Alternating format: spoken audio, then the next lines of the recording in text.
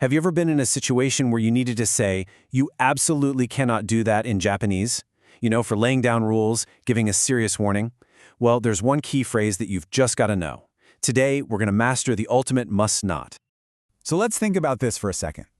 Picture yourself in a museum in Tokyo, maybe a super quiet temple, or even just setting up a board game with friends. You need a way to communicate a clear rule, right? That's exactly what we're diving into today. The go-to polite but firm phrase for saying something is strictly off limits. Okay, here's our roadmap. First, we'll introduce the phrase of the hour. Then, we'll break down what it really means, get into the grammar, and master the verbs that make it all work. After that, we'll see it in action, and we'll finish up with a little challenge to make sure it sticks. Let's do this. All right, let's get right to it. The phrase we're about to learn, te wa ikemasen, is going to be your key to understanding and expressing rules pretty much all over Japan. It's super common, so let's break down why it's so important. So, what does this phrase really signal, and where are you actually going to run into it? Let's dig into the details. At its core, this phrase is all about being direct. Te hai ikemasen is the standard, polite way to say something is forbidden. You can think of it as a perfect match for you must not, or a very firm don't in English. And let's be clear, this isn't a suggestion, it's a rule. So, where does this actually pop up in real life? Well, think about official situations, right? Signs in a library, rules being announced at school, or maybe guidelines in a company handbook. Basically, anytime a formal rule or a serious warning is needed, this is the phrase you're going to see and hear. Okay, so how do we actually build sentences with this thing? The good news is, the basic formula is incredibly straightforward. It's actually pretty easy once you see it. It's really just two simple steps. First, you take whatever verb, whatever action you want to prohibit, and you change it into what's called the te form. Then for step 2, you just tack on ikemasen to the end. That's it, the whole structure. Now you probably guessed it, the real work is in step 1, getting that te form right. And that brings us right to the heart of it all, mastering the te form.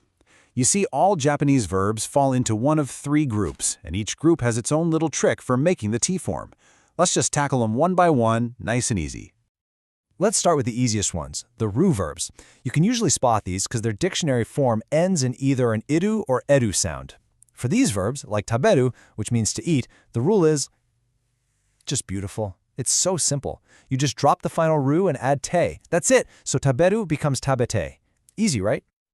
Okay, deep breath, because this chart right here is your secret weapon for the next group, the u-verbs. This is where most of the verbs live, but don't panic. It's all based on sound patterns that make sense once you see them. Like, look at that first row. Verbs ending in u, tsu, or ru all change to a tet sound. Verbs ending in mu, bu, or nu change to ne. It's all about how the sounds flow. Now, the only real curveball you have to memorize is at the very bottom, the verb iku, to go. It's a special one, and it becomes ite. Just lock that one away. And finally, we've got the irregular verbs. And the best news of the day? There are only 2 of them. That's it. Suru, to do, always becomes shite. And kuru, to come, always becomes kite. Just memorize this pair, and guess what? You've officially covered every single type of Japanese verb. Phew, we've learned the grammar, we've gone through the rules. Now let's see how it all comes together. Honestly, seeing these in full sentences is what makes everything just click. Let's start with the ru verb, our easy one. Imagine you see this sign in a library or a study area. Koko de tabete wa ikemasen. You can see our verb taberu, to eat, has changed to its te form, tabete.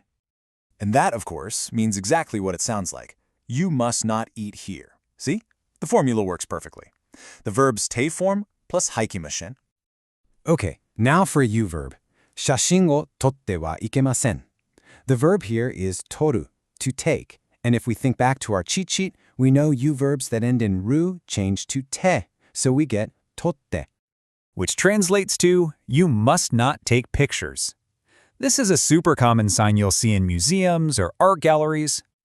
And to round things out, let's see our irregular verb suru in action. ここで仕事をしてはいけません.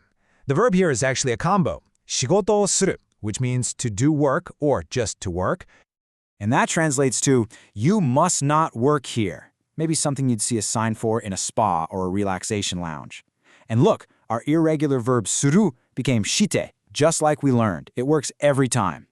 All right, we've covered the rules, we've seen them in the wild. Now let's just do a super quick recap and finish this up with a little challenge to make sure everything is locked in.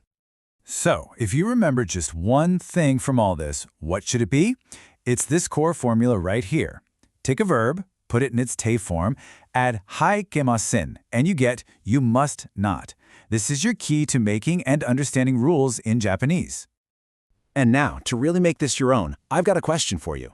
Using the grammar we just mastered, what's one rule you'd set for your own space? Your classroom, your office, maybe even your home. Think of a verb, change it to the te form, and build your own must-not rule. Give it a shot. Thanks for joining me.